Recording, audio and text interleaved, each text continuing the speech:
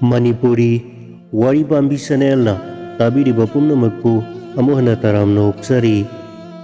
mayamga punna khangminabada taminabada nungaigadaba ariba lairik amakhaktang ngasi miyamgidamak puduna lakchri lairik asigi mamingdi Major Chongtha Mia lairik asigi manungda ariba haukraba puwarigi tabada khangjinbada kanagadaba nungaigadaba wari kaya ama yauri wari lairik asigi ahanba saruk ngasi miyamda pathoktuna tahanjari lairik asigi aibana Chongtham Samarendra Singh haujuk taminarasi Major Chongtha Mia lairik asigi ahanba tangkak Khongjom Lan da maitai lanmi singi lusing porel aini Major Chongtha Mia Singh mathaki wahai pareng asi Major Chongtha Mia Singhna mahaki bisargi matamda mahaki zaban oina pikhibani haina bisarpati Major Maxwell Chief Political Officer Manipur Field Force na iduna thanami tasengnamak Khongjom Laldi Major Chongtha Mia gi dharma khetrani kuru khetrani amasung karma khetrani magi punsigi wari iba haudringaida Khongjom Lal karino haibado marik chumna miyam mamangda lanthokpase tangai fade Khongjom Lal ingsok lisamaga sanipan mabudrama thoigi maski tang kunmari gi ahingda Assam gi Chief Commissioner Mr. J.W. Quintal yauna British ki officer sing kanglasa mamangda sangning bana mangakaktuna halaba matungda Bor Sahib ki Banglada amasung mapal kangjaibungda leramba British ki sipai pumba ahing adumaktada kasaromda sen khirami mathangi nomita langthabalda leramba British Gorizon gi Gorkha sipahi kunthra manga Zamadar Birabal Nagar Koti gi lusing makhada tumuromda sen khirami sipahi kangbu ase taranithoi suba Madras Infantry gi Lieutenant C.J.W. Pranka loina duna March kunipal lisimag sanipal mabudrama thoida maitai singi makut chankraba British officer singado kanjanabagi asada Imphal tamna amuk sangsilakhi Lieutenant Grant ki hutpu asina thawal yaubu matamda maitai gi lanmi ga thengnaduna akanba lal songnarami April mapalda Captain Press Grab dagi sithi ama phangbadagi namidang pung tare tabada lal handoktuna paningda laklaga Captain asiga April 10 gi nongyai matung pung ani da thengnarami apunba British Army gi khutpu asina palelda punna lanban saduna leire Captain Press Grab di tamuda tanna halakna naba hukum leiba maramna apunba lanmi mapayase nongmagi lambi handuna tumuromda laklami sairak asida Major Sir Charles Leslie na mahaki 2x4 Gorkha Company ga loinana sangsilakle haiba pawama tharai sithi ado phangbada Lieutenant Grant amasung Captain Press Grab ki apunba lanmi ado palelomda amuk halaklami March 9 da tamu kalamgi mangjin thaba party ado Sir Leslie gi lusing makhada palelda thunglammi apunba British sipahi masing mari thokpagi ani Gorkha gi Sir Charles Leslie gi makhada sipahi Chambri ga loinana Captain Randall Drawari amasung Carnegie Lieutenant Grant Ducat amasung Pitbason amasung Dr. Clarkson taranithoi suba Burma Regiment ki Captain Press Grab amasung Lieutenant Grant ki lising makhada sipahi sama regiment asimaki sagol tongba lanmi nipu Lieutenant Parse amasung Lieutenant Cox ki makhada ani suba Mountain Battery gi nongmai top ani ga loinana sangsilak leba British ki panmang thangba lanmi asida maitai singa yeknaba singa lal soknaba haunaba hukum piramde maitai singna lal gidama karamna sem saribage haiba sitang khangdoknanaba lakhibani masina pandam oiraga lieutenant Cox की सगोल तोंग British लानमीसिंग अदुना नुमित खुदिंगी लानजाब चलमी करीगुंबा कालदा मैतई की लानमीसिंगना ब्रिटिश की लानजाब खुदपु असिदा नोंमै कापसुलकपसु यावरमी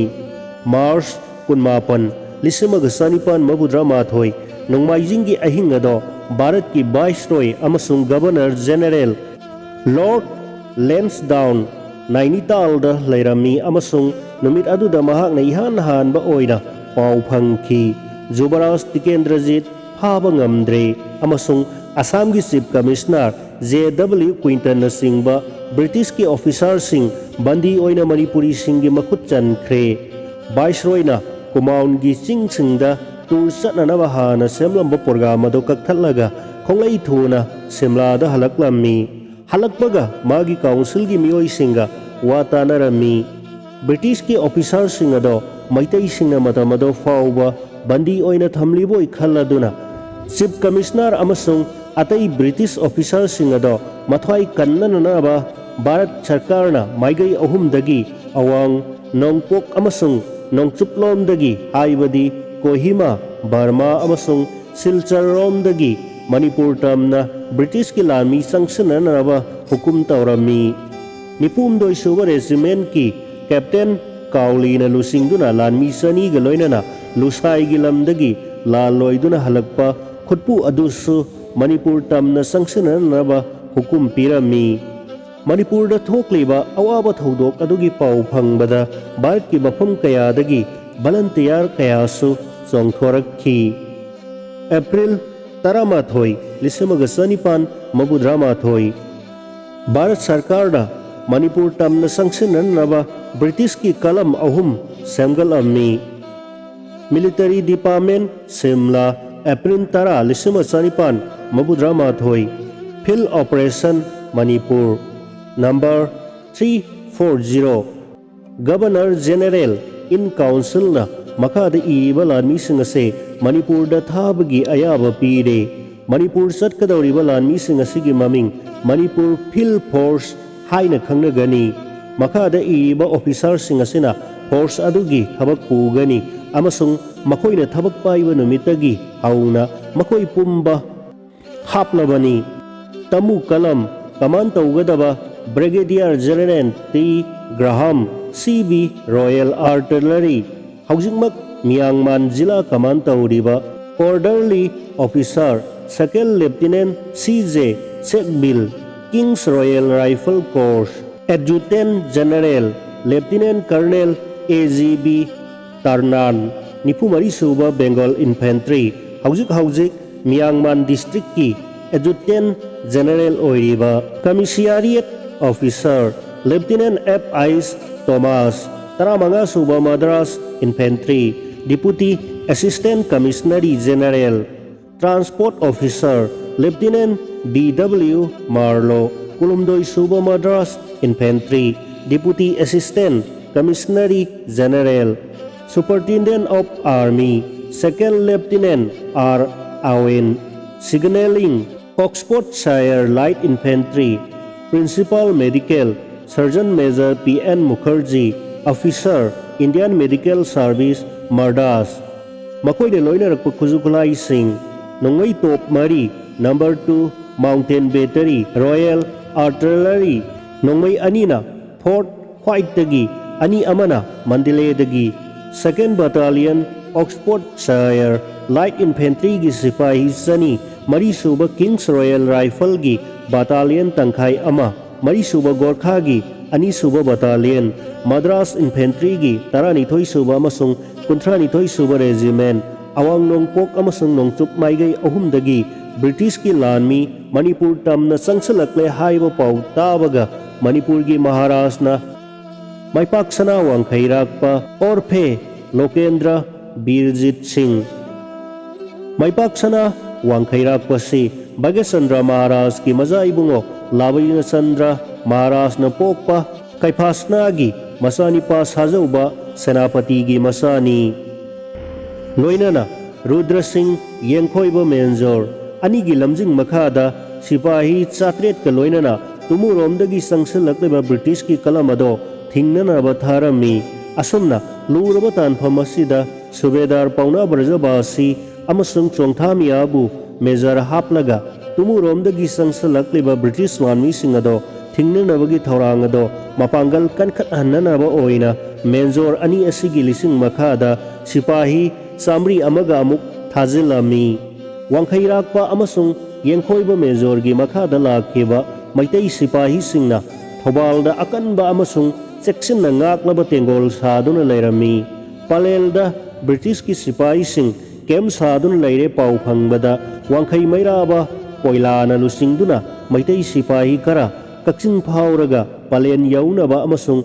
Chongtha Mia amasung Pauna Brajabasi Major anibuna Brahma Road chalaga palen tamna sangnanaba yathang pirami April kulhumdoigi ayukta paleldagi Major Sir Charles Leslie na lusingduna Gorkha lanmi samagi yangkhai taranithoi suba Burmagi sagol tongba lanmi kharaga loinana nongan phung tawbada Kaksinda thungki Wangkhai mairabagi Maitai lanmi sing aduna Kaksin yaurakpada Major Leslie gi British Sipahi singna hana lumduna leiramduna khangaudana songthoraktuna Maitai lanmiga British ka thanga haktengnana yanarami khutthoknaba aduda masing yamlaba British Sipahi singi mayokta mathauna laina akanba lal soknaraba matungda April kulhumdoi lising sanipan mabudramatoida Kaksingi Manau singda Wangkhai mairaba yauna Maitai lanmi kun mathwai thakhi matamasida British Sipahi singna tamu kalamgi mathang sena palel Kaksing amasung langathel khudum sanduna makhoigi lam oikre palelda lairiba British Tengolgi makhoigi headquarter ni lanjaba Sipahi singna chathok chasin tawbado uraduna Major anigi Pauna amasung Mia lising makhada sangsalakliba Maitai lanmi singna makhata na sangsanba oithokhi dare maramasina Maitai singna Indo-Burma Road ki nongchup thangbada laiba Khongjom Turel gi mapanda tengol sarami Maitai gi tengol gi saktam yerum mawong hairap manba marakta gas nifu mayungda gas yangkhai sangba Maitai gi tengol ado Indo-Burma Road gi nongchup lomda gas sani salaga laiba Khongjom gi Imphal gi kilometer kuntrani thoi thapnaba laite manaba lampak amada laipak na lairang takhatlaga sarami laipan ado yeknabana sangsalakpa thingnaba maigai mari makta phut mari rom wangna khagalami lanbangi akoibada phut tarani thoi luba phut tarani thoi dagi tara manga fawba pakpa phut ahum mari rom thanna ising thazillaba langkhong amana lanbangi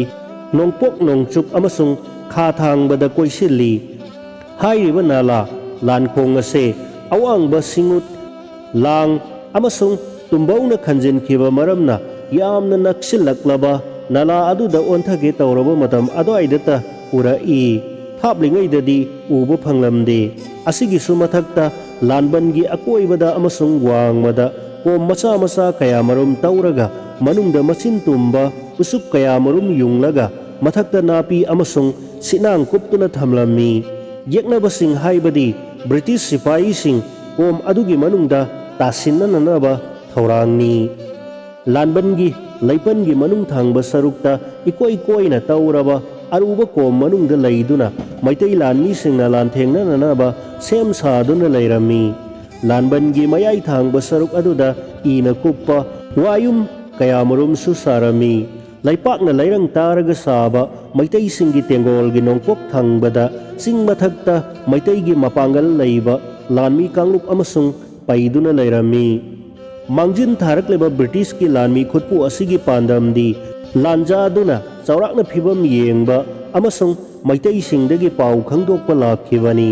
British ki lanmi singna Maitai singi kem adugi manakta hek naksilluraga makhoida Maitai singna nongmai kapsula April kunmari lisamaga sanipan mabudra ingi anganba ayukta taranithoi suba Burma Madras Infantry gi kunthra mari suba sagon tongba lanmi sing loina raduna Lieutenant Coxpu Indo-Burma lambi matung illaduna paleldagi awanglomda lanjaba tharami Khongjom yaurakpa matamda Lieutenant Cox na magi sagol tongba lanmi khara sagoldagi kumtha halaga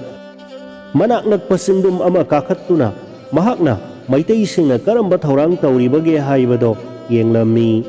Maitayisingna yeknabagi khutpu lanmi ubada nongmai kapsulami. Lalase yamna khudong thiningai oiba yaurkpa mawong uraduna Khongjomgi Major ani Pauna amasung Chongtha Mia na Thaubalda leiriba maitaygi paningi lusing purel maipak sana wangkhairakpada mapangal leiba bom top pibiraknanaba haijaki. Adubu makoina hanna ahumlak haijabado yabiraktrabada Khongjomgi Major ani aduna British ki mountain gun gi top mayokta matik mapasana daba khulai kharana lamthengnaba takhirami. April 10 Lisimbaga Sanipan Mabudrama Thoida Lalongi Pibam Kanglaba Matungda Mangjin Thana Lakliba British Lanmi Singhi Commanding Officer Major Sir Charles Leslina Tengnopalda Panduna Lairiba Tamu Kalamgi General Officer Commanding the Kudakta Maitai Singhi Mathakta Landarage Haibagi Ayaba Pibinaba Haijaki Taugi Masung April 10 Ayukta Palelda Thunglagadaba Humpu Suba Kings Royal Rifles ki lanmi sing lakpa phawbada ngaiko haina hukum pirai. Adumakpu lanjaba oina maitai singna kari thaurang tauribage khangdoknaba amasung top sing ase kadaida khingadage haibana singba yengthoknanaba tang 15 gi ayukta sipahi kangbu amadi thajin kho hairami.